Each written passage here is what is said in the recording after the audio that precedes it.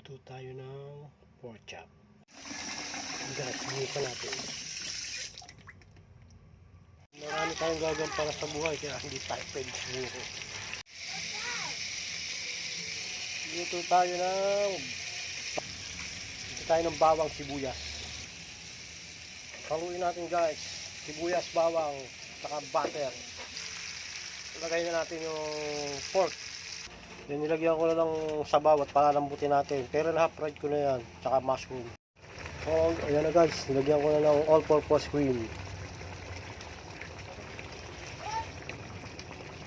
Sarap yan.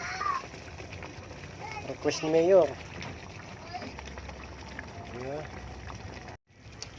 Ayan guys, luto na aking pork chop. Mushroom with butter.